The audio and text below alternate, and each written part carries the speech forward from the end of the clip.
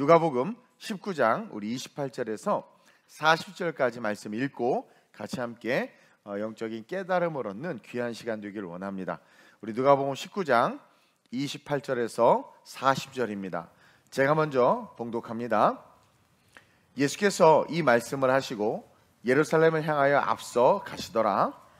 감람원이라 불리는 산 쪽에 있는 벳바게와 베다니에 가까이 가셨을 때에 제자 중 둘을 보내시며 이르시되 너희는 맞은편 마을로 가라. 그리로 들어가면 아직 아무도 타보지 않은 나귀 새끼가 매어 있는 것을 보리니 풀어 끌고 오라. 만일 누가 너희에게 어찌하여 푸느냐 묻거든 말하기를 주가 쓰시겠다 하라 하시매 보내심을 받은 자들이 가서 그 말씀하신 대로 만난지라. 나귀 새끼를 풀 때에 그 임자들이 이르되 어찌하여 나귀 새끼를 푸느냐 대답하되 주께서 쓰시겠다 하고 그것을 예수께로 끌고 와서 자기들의 겉옷을 나귀 새끼 위에 걸쳐놓고 예수를 태우니 가실 때에 그들이 자기의 겉옷을 길에 펴더라. 이미 감람산 내리막길에 가까이 오심에 제자의 온 무리가 자기들이 본 바 모든 능한 일로 인하여 기뻐하며 큰 소리로 하나님을 찬양하여 이르되 찬송하리로다. 주의 이름으로 오시는 왕이여 하늘에는 평화요 가장 높은 곳에는 영광이로다 하니 무리 중 어떤 바리새인들이 말하되 선생이여 당신의 제자들을 책망하소서 하거늘 함께 대답하여 이르시되 내가 너희에게 말하노니 만일 이 사람들이 침묵하면 돌들이 소리 지르리라 하시니라. 아멘. 우리 제목을 한번 읽어보겠습니다. 시작. 예수 앞에 선 세 사람. 아멘. 오늘은 우리 주님이 십자가 사역을 위해서 예루살렘으로 입성하신 날을 기념하여 드리는 종려 주일입니다.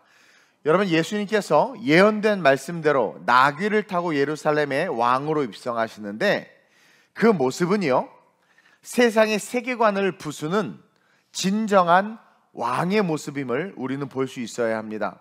그리고 우리가 이 땅에서 어떻게 살아야 하며 무엇을 위해서 살아야 하는지를 보여주는 모습이 예수님이 나귀를 타고 입성하는 모습이에요. 오늘이 본문과 평행 본문인 요한복음 12장 14절 15절을 보면 이렇게 기록되어 있습니다. 시작. 예수는 한 어린 나귀를 보고 타시니 이는 기록된 바 시온 따라 두려워하지 말라 보라 너의 왕이 나귀 새끼를 타고 오신다 함과 같더라. 요한복음에 뭐라고 이야기하고 있냐면 기록된 바 시온 따라 두려워하지 말라 너희 왕이 나귀 새끼를 타고 오신다 함과 같더라. 여기서 기록된 바라는 단어를 통해서 예수님께서 스가랴에 예언된 스가랴 9장 9절에 예언된 그 말씀대로 지금 시간이 한참 지난 오늘 본문에서의 그 오늘의 삶을 살아가고 있는 것을 보여주고 있어요. 즉 예수님이 지금 나귀 새끼를 타고 참 어떻게 보면 우스꽝스러운 모습으로 사람들은 왕이라고 외치는데 그 왕으로 예루살렘에 들어가는 그 예수님의 모습이 되게 우스꽝스럽게 보여지고 있는 거예요, 사실은. 근데 그 모습이 세상의 세계관을 박살내는 진짜 왕의 모습이다라는 것을 우리에게 보여주고, 왜 그렇게 하셨느냐? 바로 스가랴 9장 9절에서 10절에 기록된 그 말씀대로 삶에서 살아내고 있는 모습을 우리에게 보여주고 있는 거예요. 한번 보겠습니다. 스가랴 9장 9절에서 10절입니다. 시작. 시온에 따라 크게 기뻐할지어다 예루살렘에 따라 즐거이 부를지어다 보라 내 왕이 내게 임하시나니 그는 공의로우시며 구원을 베푸시며 겸손하여서 나귀를 타시나니 나귀의 작은 것 곧 나귀 새끼니라. 내가 에브라임의 병거와 예루살렘의 말을 끊겠고 전쟁하는 활도 끊으리니 그가 이방 사람에게 화평을 전할 것이요 그의 통치는 바다에서 바다까지 이르고 유브라데 강에서 땅끝까지 이르리라. 아멘. 이미 스가랴에서는 예수님의 예루살렘 입성과 그 입성의 모습, 나귀를 타고 입성하시는 그 모습, 그리고 그것이 결국은 온 나라와 민족과 열방을 다스리는 진정한 왕의 모습임을 우리에게 보여주고 있다는 거죠. 즉 지금 나귀를 타고 예루살렘에 들어가신 예수님을 보면서 우리는 말씀대로 사는 삶을 세상 가운데서 살아야 하는구나. 그리고 예수님께서는 자신이 하나님이심에도 불구하고 기록된 말씀대로 세상 가운데 서 계시는구나. 그러면서 하나님의 뜻대로 살아 아버지가 계신 천국으로 가는 삶이 우리의 삶이어야 하는구나 라는 것을 이 한 장면을 통해서 지금 보여주고 있는 거예요. 그러면서 주님은 세 명의 사람을 만나십니다. 나귀를 타고 말씀대로 예루살렘을 들어가시는 그 예수님 앞에 성경은 의도적으로 세 사람의 모습을 보여주시면서 그 모습을 통해서 우리에게 깨달음을 주고 있어요. 자, 첫 번째 누구냐? 시작. 제자들입니다. 여러분, 예수님은요 당시 당신의 사역을 혼자 감당하지 않았어요. 사실은 하나님이시기 때문에 능히 혼자 다 감당하실 수도 있었지만 예수님은 그 십자가 사건의 완성을 예수님 혼자 이루시지 아니했다라는 거예요. 삼위일체 하나님과 동시에 제자들을 통해서 함께 십자가 사건을 이루어내신 겁니다. 그래서 기독교에서는요 동력이 너무너무 중요해요. 함께 일하는 것이. 스가랴서에 예언된 대로 기록된 대로 나귀를 타셔야 하시는 주님은 두 제자를 갑자기 불러요. 그리고 그들이 기록된 예언의 말씀을 이룰 수 있도록 그들에게 기회를 주시고 그들을 보내십니다. 본문 29장 30절이죠. 시작. 감람원이라 불리는 산 쪽에 있는 벳바게와 베다니에 가까이 가셨을 때에 제자 중 둘을 보내시며 12 제자들 중에 누군지는 몰라요. 그러나 두 사람을 택해서 혼자가 아니죠. 여기도 동력이 중요하다라는 거예요. 둘을 보내시며 이르시되 시작. 이르시되 너희는 맞은편 마을로 가라. 그리로 들어가면 아직 아무도 타보지 않은 나귀 새끼가 매어 있는 것을 보리니 풀어 끌고 오라. 먼저 여기서 우리는 우리 하나님이 여호와 이레의 하나님이다 라는 것을 다시 배워야 돼요. 여호와 이레의 하나님이 뭐예요? 준비하시는 하나님.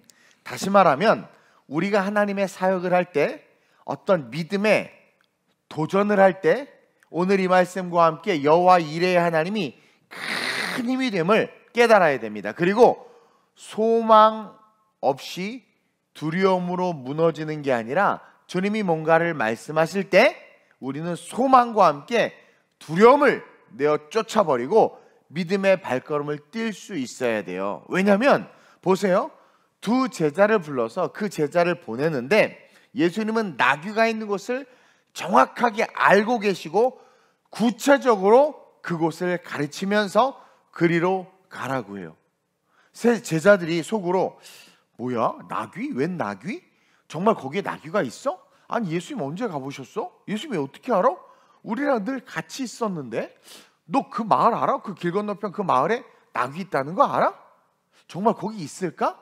여러 가지 생각이 들 수 있어요. 근데요 32절을 보면 그 모습을 우리가 발견할 수 있죠. 32절 한번 볼까요? 시작. 보내심을 받은 자들이 가서 그 말씀하신 대로 만난지라. 자, 갔더니 진짜 만난 거예요. 보내심을 받은 자들은요 거기에 나귀가 있는 줄도 모르고 예수님이 언제 갔다 오셨어? 그리고 정말 있을까? 고민하고 의심할 수 있었음에도 불구하고 순종해서 간 거죠. 근데 갔더니 보내심을 받은 자들이 가서 그 말씀하신 대로 만난지라. 여기서 뭐냐면 말씀하신 대로는 제자들은 몰랐던 거예요. 그리고 알지 못했고 또 의심했을 수도 있는 거죠. 근데 갔더니 정말 말씀하신 대로 만난 거죠. 순종해서 갔더니 말씀하신 대로 정말 나귀를 만났다. 여러분, 성령이 말씀하시고 성경이 말씀하시는 말씀에 대해서 우리는 망설임 없이 달려나가야 될 줄 믿습니다.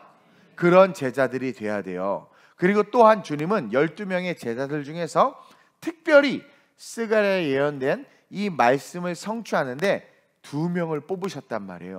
그 2명이 누구인지 성경은 말하고 있지 않지만 성경은 그 2명이 저와 여러분들이 되길 원하고 계신다는 것을 읽어낼 수 있어야 돼요. 즉 하나님의 약속의 말씀이 성취되는데 쓰임받는 삶이 되라. 쓰임받는 제자가 되라. 하나님의 말씀은 반드시 성취된다. 스가랴의 예언대로 예수님이 지금 나귀 타고 예루살렘에 입성하고 그 나귀를 예수님이 어디 있는지 정확히 알고 그냥 말씀대로 순종해서 갔더니 정말 그 나귀를 만난 것처럼 하나님이 너희를 보내실 때 하나님은 여호와 이레의 하나님이야. 다 준비해 놓고 보내셔. 그러니까 가라고 할 때 두려워하지 말고 가. 12개 국가뿐만 아니라 너희들의 미래, 너희의 자녀, 너희의 삶 속에서 주님이 뭐라고 말씀하시면 두려워하지 말고 가. 그분은 전능하셔. 그래서 가면 반드시 말씀하신 그 모습 그대로의 삶을, 그 나귀를, 그 사람을, 그 인생을 경험하게 되고 만나게 될 거라는 거예요. 그러니 내가 오늘 스가랴의 말씀을 이루기 위해서 둘을 보낸 것 같이 다시 오실 그 주님이 그 다시 오실 길을 준비하기 위해서 우리를 보내신다고 할 때 그냥 가는, 그 보냄을 받는, 그 보냄받는 자가 되기를 사모하는 너희들이 되라고 우리에게 요구하신다라는 거죠. 이 무명의 두 제자가 여러분 이 시대에 저와 여러분들이 돼야 돼요. 그게 주님의 마음이라는 거죠. 그러면서 이 두 제자의 특징을 딱 한마디로 정의하셨는데 32절입니다. 뭐라고 기록되어 있어요? 시작. 보내심을 받은 자들이 가서. 그렇죠. 이 두 제자들의 특징은 뭡니까? 보내심을 받은 자들이 갔다라는 거예요. 말씀대로 순종했다라는 거죠. 그래서 여러분 고난주간과 부활주일을 앞에 두고 우리는 결단해야 돼요. 뭐냐면 이 두 제자처럼 주님 말씀하시면, 주님 보내시면 즉시 가는, 주님 말씀하시는 대로 즉시 순종하는 예수 앞에선 축복의 제자들이 되어야 되겠다. 그렇게 결단하는 저와 여러분들 되시길 주님의 이름으로 축원드립니다. 맨날 찬양만, 주님 말씀하시면 내가 나가리라, 주님 뜻이 아니면 내가 멈춰서리라, 노래만 엄청 부르는데 주님이 가라 하면 제가요? 멈춰라 그러면 가고 싶은데. 그래서 구라 찬양하지 말고 신령과 진정으로. 그러니까 저는요, 주님께서 이렇게 개척하라고 하실 때도 그렇고 뭔가 하라고 하실 때 사실 현상적으로는 두렵고, 왜냐하면 정말 그렇게 될까라는 의심이 들어요. 인간이기 때문에. 근데 오늘 말씀을 준비하고 또 여러분들하고 나누면서 저부터가 먼저 다짐을 해요. 맞아, 주님은 정확히 알고 계시지. 주님의 좌표는 정확하셔. 주님은 실수하는 분이 아니야. 그분이 가라고 하면 그냥 가면 돼. 봐봐, 나귀를 만났잖아. 나는 주님이 보내는 그 두 제자 중에 한 사람이 되고 싶어. 보냄받지도 못해서 그냥 맨날 주구장창 앉아있는 인생이 아니라 때로는 두려울 수 있지만 주님이 기꺼이 보낼 수 있고 또 가라고 할 때 기꺼이 갈 수 있는 그런 제자가 되어야 되겠다. 그렇게 결단하는 저와 여러분들 되시길 주님의 이름으로 축원드립니다. 둘째로 시작. 나귀의 주인입니다. 주님은 이 예루살렘의 입성 앞에서 나귀의 주인을 만나요. 자, 두 제자가 순종해서 맞은편 마을로 갔더니 정말 아무도 타보지 않은 어린 나귀 새끼가 있는 거예요. 주님의 말씀은 여러분 반드시 이루어집니다. 아멘. 그래서 33절에 나온 것처럼 제자를 딱 갔다 정말 있네 하고 막 아무 생각 없이 나귀를 풀어서 끌고 가려고 하는 거죠. 여기서 우리는 또 뭘 배웁니까? 그냥 말씀대로 담대하면 돼. 담대하면 돼. 이거 누가 보면 도둑 신고하는 거 아니야? 나 도둑으로 이렇게 오해하는 거 아니야? 그런 쓸데없는 생각 내려놓고 주님 말씀하시면 그냥 말씀하신 대로 가서 말씀하신 대로 있네 그냥 풀어오시길 주님의 이름으로 축원드립니다. 어쨌든 순종은 담대함도 필요하다. 순종은 이성과 상식을 초월해야 한다. 오늘날로 따지면 사실 이 사건은요, 이제 막 출고한 신차를 몰래 남의 아파트 지하주차장에서 이렇게 끌고 가는 거야. 그렇죠? 여러분, 그 당시 나귀 새끼는요, 큰 자산이며 큰 돈이고 그 나귀 새끼를 가진 집에 있어서는 보물과 같은 거예요. 근데 그것을 지금 그냥 가져오는 그 제자들의 담대함을 통해서 말씀 앞에선 세상의 관점이 아니라, 말씀 앞에선 세상의 가치가 아니라, 세상의 상식이 아니라 말씀 앞에서는 어떻게 해야 된다? 무조건 담대해야 된다. 근데 아니나 다를까 주인이 갑자기 나타나서 깜짝 놀라는 거야. 뭐 하는 거야? 그러는 거죠. 그렇죠? 아니 너 왜 내 나귀 새끼, 너 누구야? 너 왜 내 나귀 새끼를 갖고 가냐? 이렇게 이야기한단 말이에요. 근데 앞에서도 말씀드렸지만 여호와 이레의 우리 하나님은요, 이렇게 될 것까지도, 이 장면까지도 다 아시고 그 상황에서 할 말을 그 두 제자의 입에 넣어서 보내셨단 말이에요. 31절에 뭐라고 우리 주님이 정확히 말해요. 이 여호와 이레의 하나님이에요. 시작. 만일 누가 너희에게 어찌하여 푸느냐 묻거든 말하기를 주가 쓰시겠다 하라 하시매. 상식적으로 나귀 새끼를 가져갈 때 이렇게 물어볼 수도 있어요. 그러나 아무도 없을 수도 있었단 말이에요. 아, 나귀 그냥 길가에 무슨 풀어놓은 나귀가 있나 보지, 이렇게 생각할 수도 있잖아요. 근데 주님은요, 이 상황과 환경이 연출될 것을 다 아시고 제자들이 그 상황에서 당황하지 않고 해야 될 답을 그 입에 넣어줬단 말이에요. 그래서 그대로 만일 누가 너에게 어찌하여 푸느냐 묻거든 말하기를 주가 쓰시겠다 하라. 그래서 막 푸는데 진짜 주인이 나와서 야 뭐하냐 그랬더니 주가 쓰신다는데요? 그냥 그렇게 말한 거예요. 그냥. 그렇죠? 군더더기가 없어. 이렇다 저렇다 궁색한 변명도, 자기 합리화도, 과장도, 오버도 없어요. 더 놀라운 건 이 제자들이 당황했을 수도 있어요. 그러다 보면 어떻게 됩니까? 자기의 생각과 또 그 사람의 성격과 늘 하던 어투로 말할 수 있단 말이에요. 아 그게 아니고요. 아 그게 아니라 내 말 좀 들어봐요. 아 잠깐 놀라지 마세요. 막 쓸데없는 이런 군더더기 안 붙여. 딱 그냥 클리어하게. 뭐하냐? 주가 쓰시겠다고 합니다. 더 놀라운 건 그 주인도 가져가. 가만히 있어. 여러분 여기서 우리 많은 걸 배워야 돼요. 많은 걸 배워야 돼요. 이 나귀 주인 보세요. 그 한마디에 이 나귀 주인이요, 자기의 재산을 포기합니다. 소유권을 지금 내려놓아요. 주께서 쓰신다 하니까 즉시 자기의 소유권을 포기합니다. 내려놔요. 여러분 이 종려주일 앞에서 우리는 이런 신앙을 배워야 돼요. 그리고 이런 신앙을 가져야 고난주간과 부활주일을 통해 천국을 향해서 달려나갈 수 있는 찐 성도가 되는 거예요. 영생을 얻으려고 왔던 부자가 야 다 했어요. 저 그래 너 참 착하구나. 그러면 네 재산을 팔아 가난한 자에게 나눠줘라. 그럼 내가 너 이 땅에서 더 복을 주고 너 진짜 영생 갈 수 있어요. 그랬더니 그 부자 청년이 뭐래요? 고민하면서 갔단 말이에요. 뭘 못한 거예요? 소유권을 포기하지 못한 거예요. 내 건데 왜 지가 나한테 나눠줘라 말아 그래?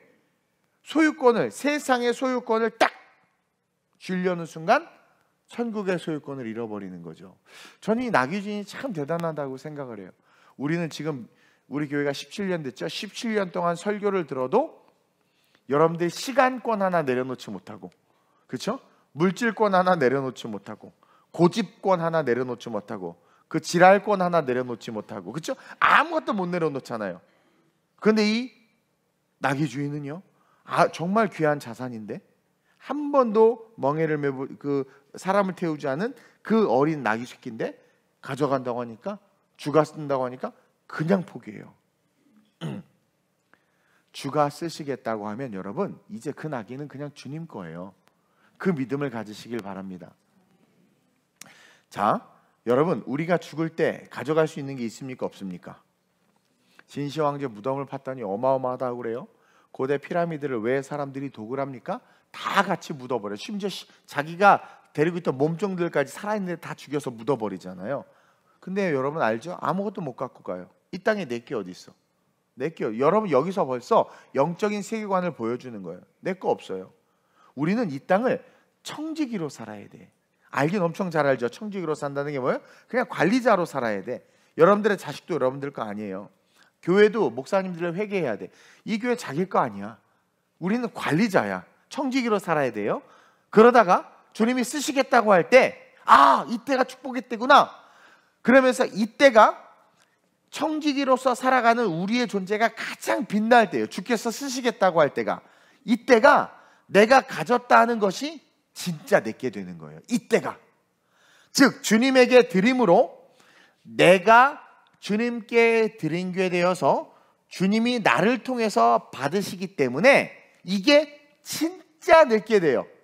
이 의미를 여러분들은 향유옥합을 통해서 배워야 돼요. 여러분, 향유옥합 시집 미천입니다.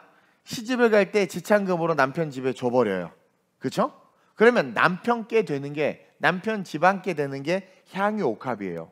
근데 그 향유옥합, 이제 결혼하면 내 거 아니죠? 근데 그 향유옥합을 예수님께 깨어 부어서 다 쏟아드렸단 말이에요. 그랬더니 주님은 뭐라 그러냐면, 이 복음이 증거되는 곳에 이 여자가 행한 일도 증거되리라. 이 여자가 행한 일이 뭐예요? 향유옥합을 드린 일이죠. 그러면서 이 향유옥합은 이제 진짜 이 여자께 되는 거예요. 그러니까 사실 이 땅에 가진 모든 것들은 내 거 아니에요. 다 빼앗깁니다. 여러 모양을 빼앗기고 사라져요. 이 향유옥합도 마찬가지인데, 이 여자가 그것을 예수께 드리니까 예수님 그걸 받으셨죠. 받으시고 나서 뭐래요? 이 복음이 증거되는 곳에 이 여자가 행한 일이 다 증거되리라 하니까 이제는 진짜 이 향유옥합만큼은 이 여자께 되는 거예요. 마가복음 14장 9절입니다. 시작.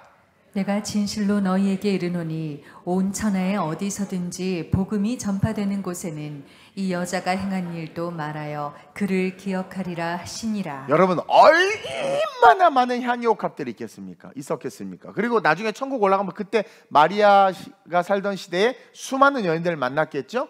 근데 그 천국에서 향유옥합을 소유한 여인은 이 마리아밖에 없다라는 거 아세요? 왜? 그 여자가 이야기할 때마다 그 여자가 하나님께 드렸던, 주님께 드렸던 그 향유옥합, 수많은 나귀들이 있지만 진짜 청지기로 살다 내 거 아닌데 천국 가서도 나귀에 대한 소유권, 이 나귀는 그 사람 나귀야라고 말할 수 있는 그 사람은 이 나귀 주인밖에 없었다라는 거예요. 이해하죠? 여러분, 저는 우리의 재물과 명예와 달란트들이 영원히 우리 것이 될 수 있는 지혜를 이 나귀 주인에게서 배우기를 축원드립니다. 주께서 쓰시겠다고 하니까 즉시 소유권을 내려놔요. 그래서 어떻게 돼요? 주님이 받으신단 말이에요. 그러면 여러분, 없어질 것이었지만 영원하신 주님에게 드리고 주님이 받으니까 그 받은 사건은 영원까지 존재한단 말이에요. 즉 주님이 그 사람과 이야기하고 그 사람과 말할 때마다 그것은 그 사람의 것으로 영원까지 메아려 쳐지는 거예요. 이해하세요? 즉 이 땅에서의 소유권을 내려놓을 때 내 것을 내 것이라 하지 아니하고 주께서 네 자식 갖다 바쳐라. 한나에게 사무엘이 고백했죠. 한나 사무엘 드린다고 고백했죠. 드렸더니 또 향유옥합 드렸더니 우리의 삶을 내어 드렸더니 어떻게 돼요? 주님께서 받으셔서 이 땅에서뿐만 아니라 영원까지 그것으로 말미암아 기억되는 존재. 그것이 십자가와 부활의 신앙을 가진 자들의 진짜 신앙이라는 거죠. 그래서 내 것이다 고집해서 결국 천국에서도 조차 기억되지도 않을 뿐만 아니라 많은 것을 주셨으며 죽은 후에 하나도 못 가져가는 어리석은 삶을 사는 것이 아니라 우리가 이 땅에서 예수님이 그러잖아요. 딱 인자가 오셨을 때 두 부류로 나누고 한 부류에게 넌 내가 배고플 때 나에게 빵을 줬고 내가 목마를 때 물을 줬다. 그게 뭐예요? 소유권을 내려놓은 거예요. 주님께서 쓰신다고 할 때, 감동을 줄 때 그때그때 다 드린 거란 말입니다. 그러니까 주님이 그때그때 받아요. 그러니까 그 사람은 마지막 주님 오셨을 때 자기가 주께 드린 소유권을 포기하고 주께 드린 물질, 주께 드린 구제사역, 주께 드린 뭐 빵, 그 모든 것들을 주님께서 다 이제 그거 너 영원한 네 거야. 그로 말미암아 네 이름이 높아지고 그로 말미암아 너의 신앙이 빛날 거야. 근데 이쪽 무리는 우리가 물도 주고 빵도 줬는데요. 야, 너 드러내려고 한 거잖아. 나 못 받았어, 안 받았어.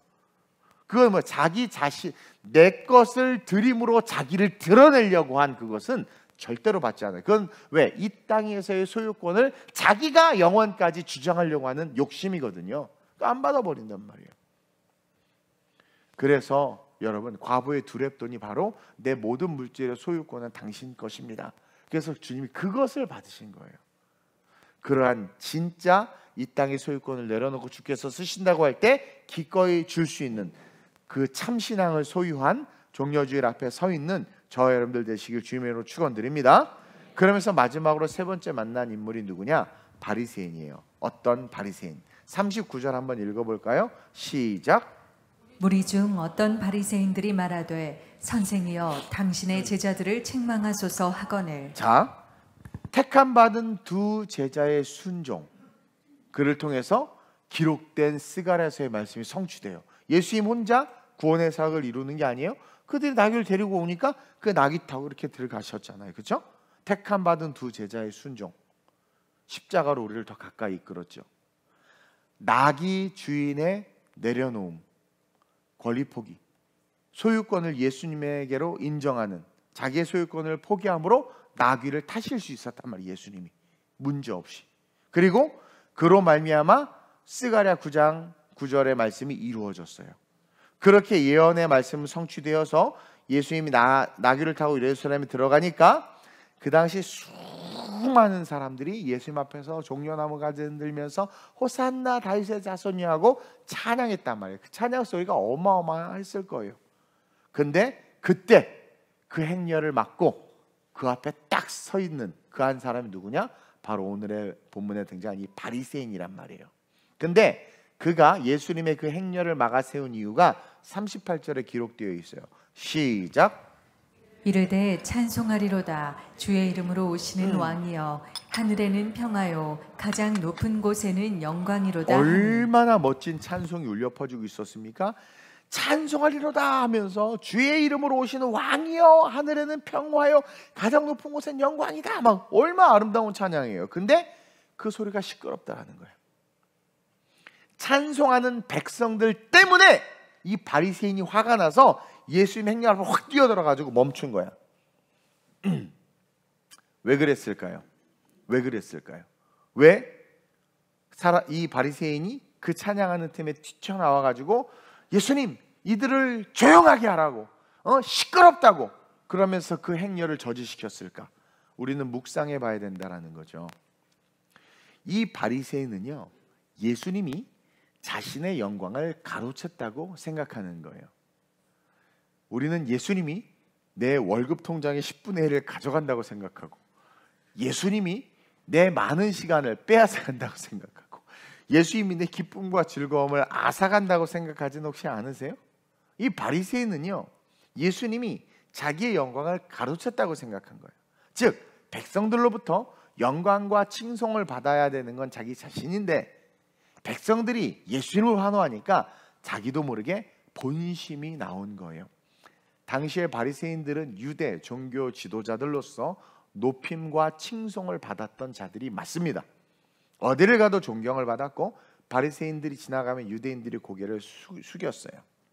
근데 저 사람은 누군데? 저 코미디 같은 나귀를 타고 들어오는 저 사람을, 내 백성인데, 쉽게 말하면 자기 소유인데, 자기를 찬양하고 높여야 되는데 왜 저 예수라는 사람을 높이냐 이거예요. 가끔 다 그런 건 아닌데 이 큰 교회 목사님들이 부교역자들이 성도들이 부교역자가 성도들이 더 사랑받고 담임 목사보다 설교 더 잘한다는 소리를 들으면 한 달 있다 그 부교역자가 사라져. 못해 처먹었어. 그렇죠? 시기 질투죠. 사울왕이 그랬죠. 사울왕이 다윗을 되게 이뻐했어요. 지 사위야. 지 사위야. 사위가 잘 되면 장인이 안 좋나? 기분이 안 좋나? 좋은 거 아닌가? 근데 어느 날 사람들이 노래하는데 사울은 천천히요, 다윗은 만만이다. 그러니까 이게 내가 만만한가? 그러면서 다윗에 대한 미움이 들더니 어느 날 악신이 들려서 창으로 막 다윗을 죽이려고 하잖아요. 이게 죄성입니다. 여기서 우리는 뭘 배우느냐? 영적 세계가 있고 영적 전쟁이 있다는 걸 배워야 돼. 말씀이 이루어졌어요. 이제 그 말씀대로 십자가 앞에 들어가는데 이루어진 말씀 앞에 가로막고 서 있는 한 놈이 딱 등장하는 거예요. 그래서 우리는 깨달아야 됩니다. 예수 믿고 말씀대로 살아가는 삶에는 반드시 영적 전쟁이 있다 없다? 있다. 오늘 본문에 등장한 이 바리새인은 하나님의 영광을 가로채려는 마귀를 상징하는 것이고, 하나님의 영광을 가로채려는 이 땅의 모든 어둠의 권세에 지배당하는 사람들을 이야기하는 거예요. 하나님의 영광을 가로채고자 하는 사람들의 특징이 있습니다. 이들은 윤리와 도덕을 강조합니다. 왜일까요? 그래야 사람들이 나를 높게 보거든. 나를 존경하거든. 이들은 예의와 문화를 존중합니다.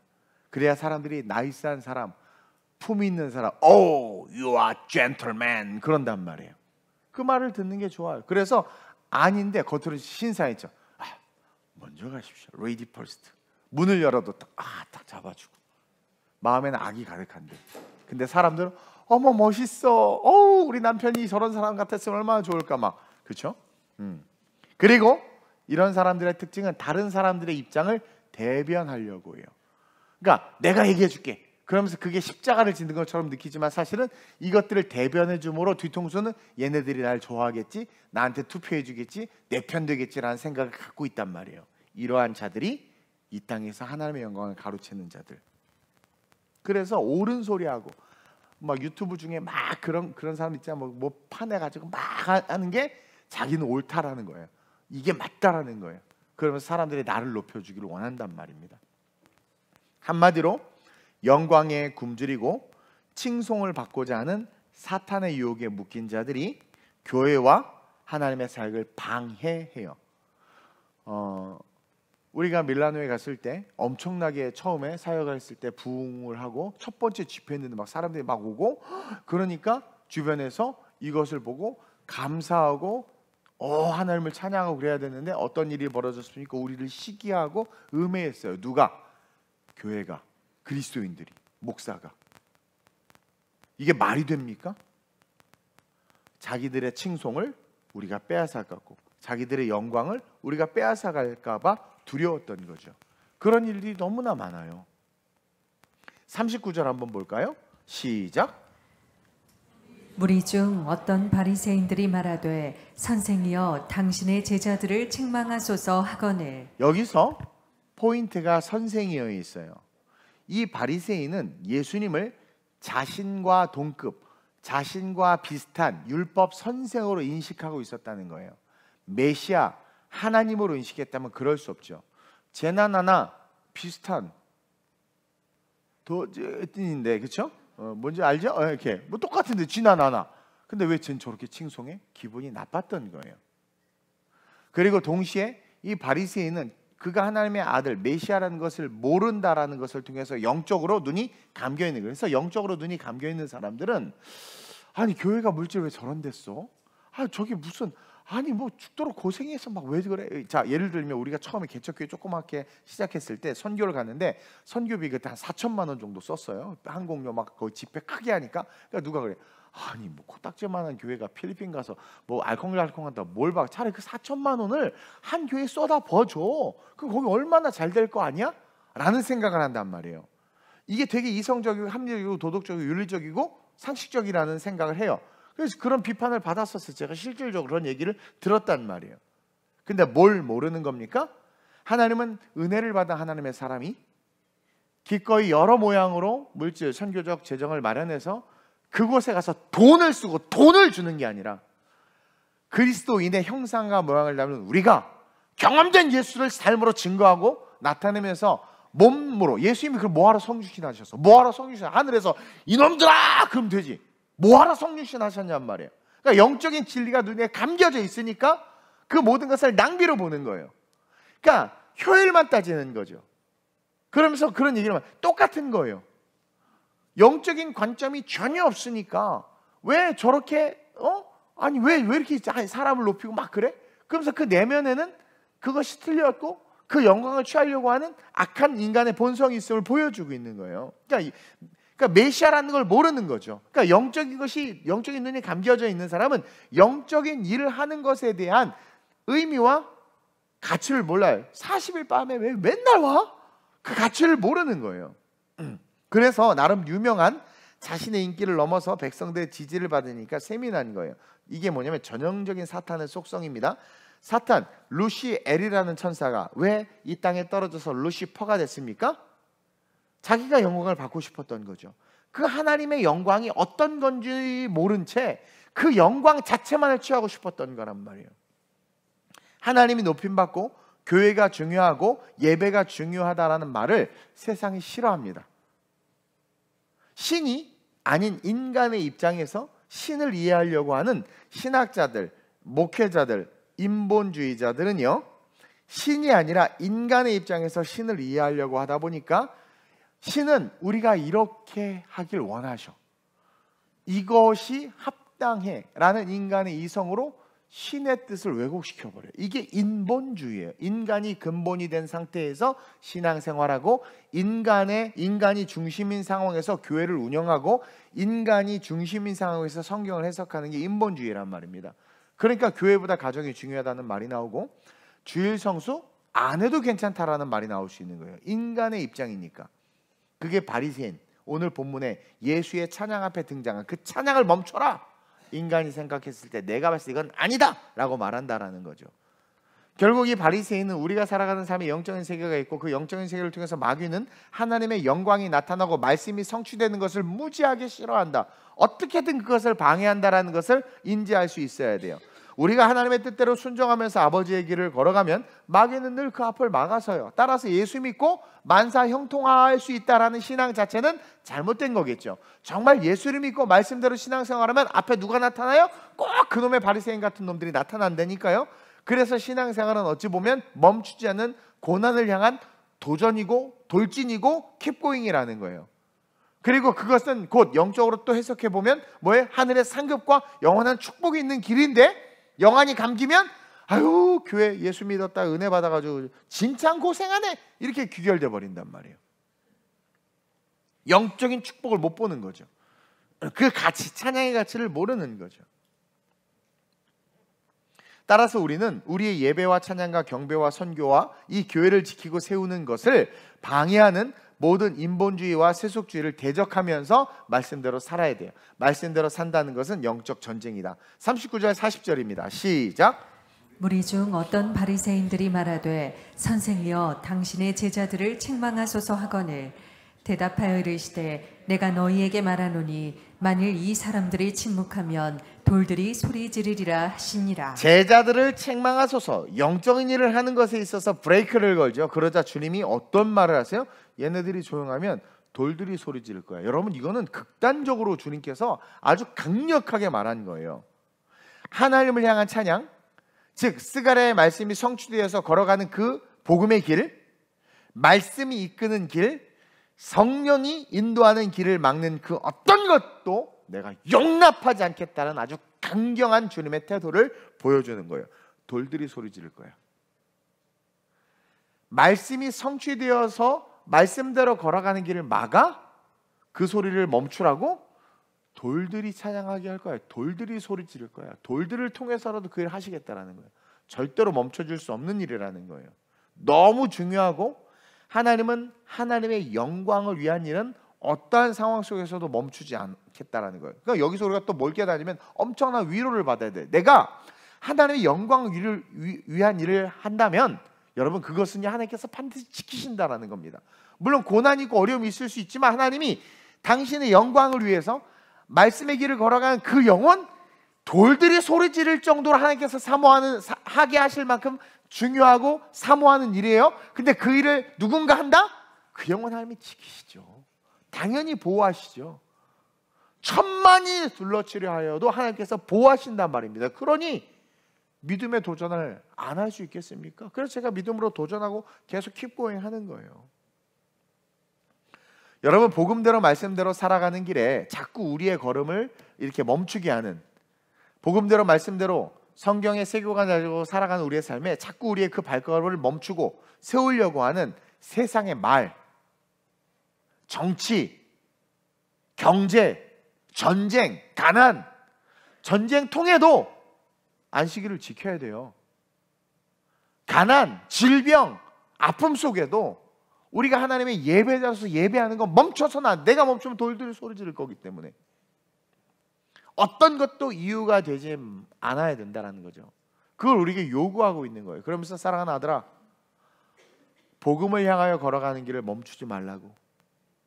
남편이나 아내가 믿지 않고 믿지 않는 가정과 가문에서 힘들게 살아가서 신앙생활하는 너 포기하고 싶지 않아 포기하지 말라고.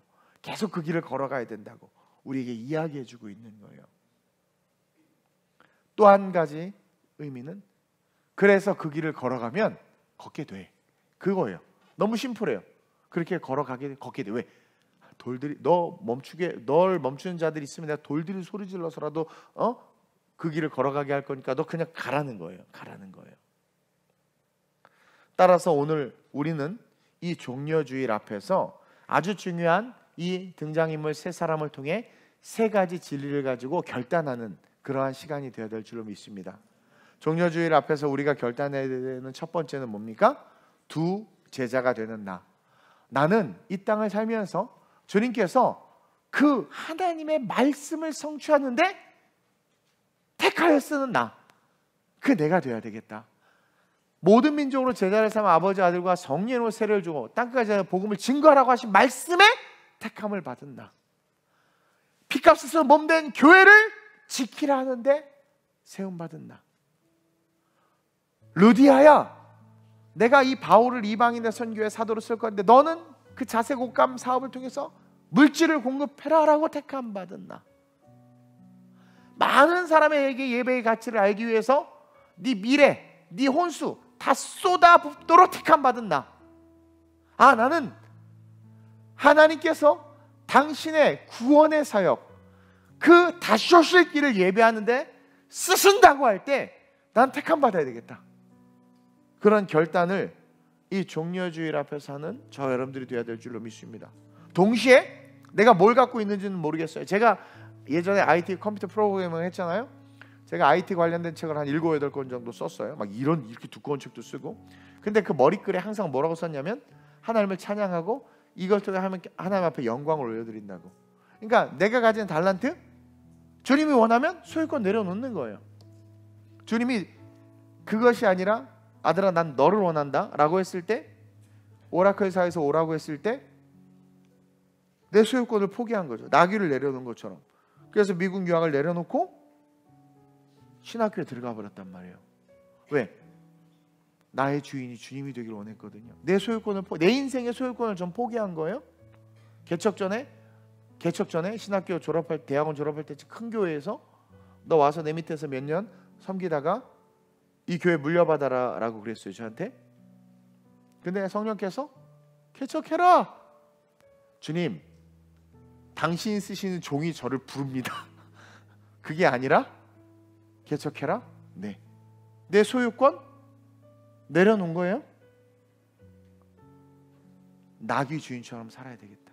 물질 내려놓으라 할 때 내려놓고, 시간 내려놓으라 할 때 내려놓고. 왜? 주께서 쓰신다는데. 아니 여러분, 내가 가진 것 중에 가장 가치 있게 쓰일 수 있는 게 뭐예요? 주께서 쓰신다는 거야. 기꺼이 드리지 않겠습니까? 기꺼이. 내가 전에 컴퓨터 쓸 일이 있어가지고 야 나 잠깐 컴퓨터 쓸게 했더니 잠깐만요. 그러더니 청년 하나가 막 뭐 어디 뒤져 갖고 와. 제일 꼬른 거 갖고 와. 이거 쓰래. 기분 확 나빠. 지금 되게 좋은 거 쓰면서 내가 갖는다는 것도 아니야. 잠깐 뭐 좀 쓸 일이 있어 줄게. 느려 터진 거 엔터를 치면 니은자 3초 있다 니은자 써줘. 이런 때려쳐버려. 기분 되게 나쁘더라고. 근데 주께서 쓰시겠다니까 이거 쓰세요. 제일 좋은 거. 내가 가진 최고의 가치, 이거 나귀의 주인이 되는 거. 왜? 그 말씀을 성취하는 데, 예언을 성취한 내가 쓰임받는 거잖아요. 그리고 예수의 길을 멈추지 않고 걸어가는 나. 어떤 바리새인이 내 앞에서, 어떤 이성이, 어떤 코로나가, 어떤 사회적 논리가, 어떤 이성적 지식들과 인문학적인 어떤 그런 도전들이, 인공지능이, 제가 여러분 저는 프로그램을 공부했기 때문에 인공지능의 유익을 알아요. 그리고 그것들을 통해서 우리는 복음도 전해야 되고 많은 아름다운 일들을 할 수 있어요. 그러나 그런 모든 지식의 결론은 죽음이라는 걸 알아야 됩니다. 왜? 종말로 인간으로 말미암아 하나님과 멀어지게 하는 그 매개체가 될 수밖에 없어요. 돈도 마찬가지잖아요. 3만 불 이상 되면 교회의 성도가 준다는 통계가 있습니다.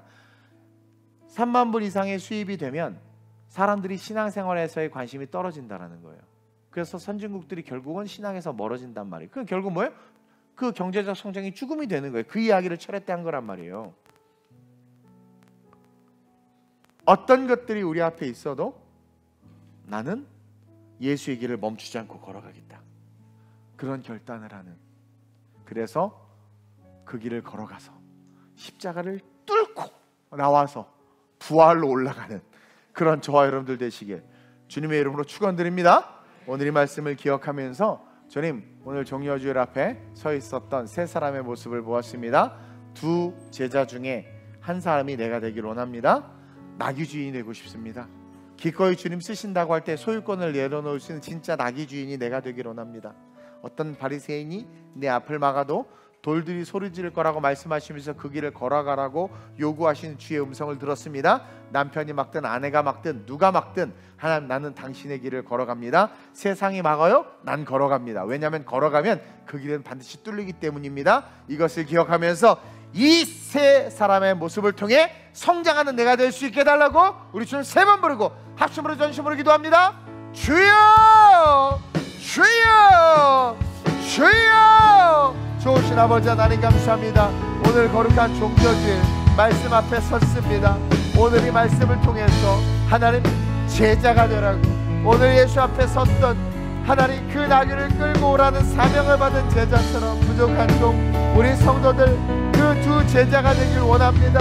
하나님 어디로 가야 될지 몰라도 주님이 가라 하면 그냥 순종해서 가는, 그리고 어떤 일이 벌어지든 주께서 말씀하신 대로 그냥 말씀하는, 그래서 하나님의 놀라운 사역과 사명을 이루어내는 주님 오실 길을 예비하는 아름다운 당신의 제자가 우리 모든 성도들 되게 하여 주시옵소서.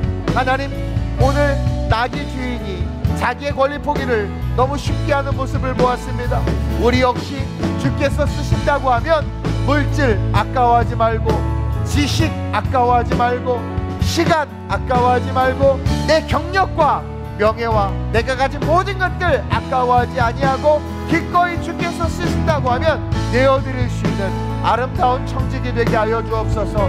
그럴 때 그것은 진짜 내 소유가 됩니다. 그것은 진짜 영원까지 나의 이야기, 하나님의 히스토리 스토리를 통한 나의 이야기가 되며 내 것이 되며 그것은 그 하나님의 영광을 찬양하는 일이 됨을 배웠사오니 진정 없어지는 소유를 위해서 아둥바둥 사는 인생이 아니라 완전한 영적인 내 소유가 되게 하기 위하여 기꺼이 세상의 모든 소유권을 주께 올려드릴 수 있는 그 나귀 주인과 같은 자가 우리 모든 성도들 되게 하여 주옵소서. 특별히 예수의 길을 걸어가매 반드시 방해자들이 있습니다. 반드시 그 길을 막는 자들이 있습니다.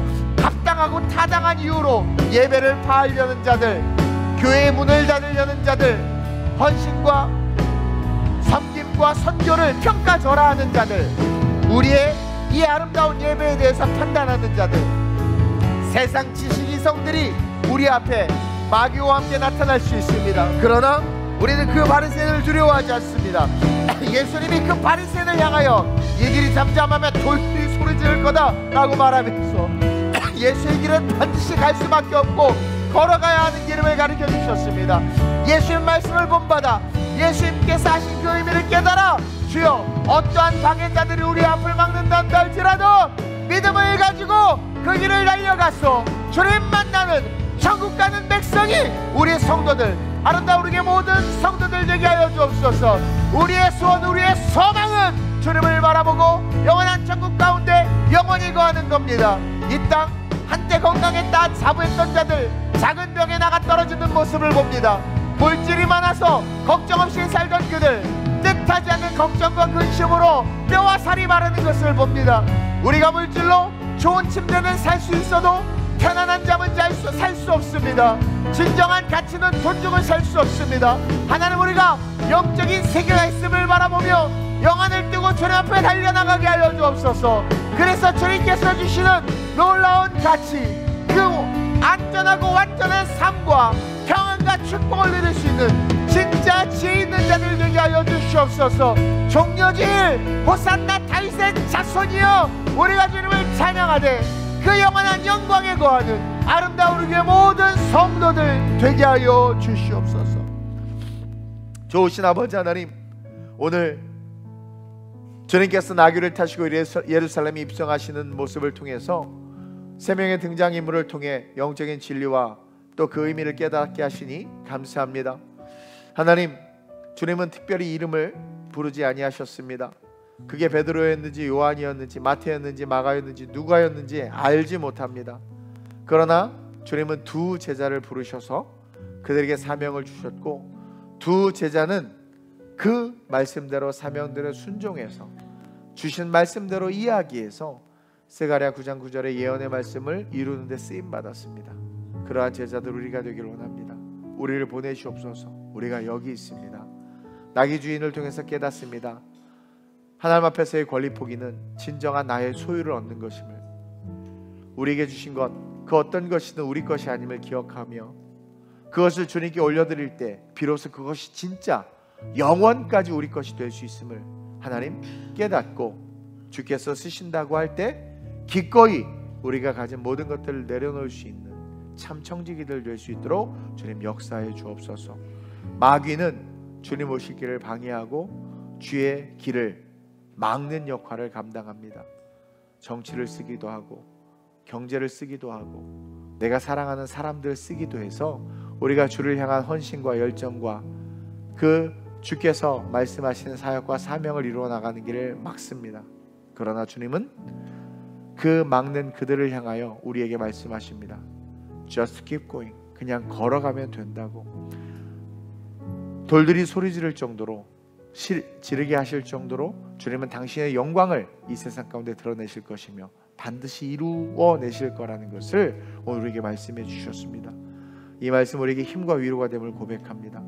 우리가 주님의 뜻대로만 걸어가면 이는 100% 승리한다라는 것인 줄로 믿사오니 여호와 이레의 하나님께서 주시는 말씀 반드시 이루어질 것을 믿고 권리 포기를 통해서 완전한 승리와 함께 십자가 부활과 천국을 누리는 찐 성도들이 우리 모든 성도들 되게 해 주옵소서.